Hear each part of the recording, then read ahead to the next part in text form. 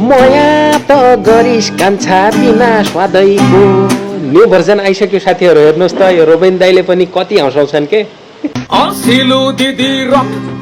जनता सबै सक कोही खेलाउने ठुलो कोही खेलाउने ठुलो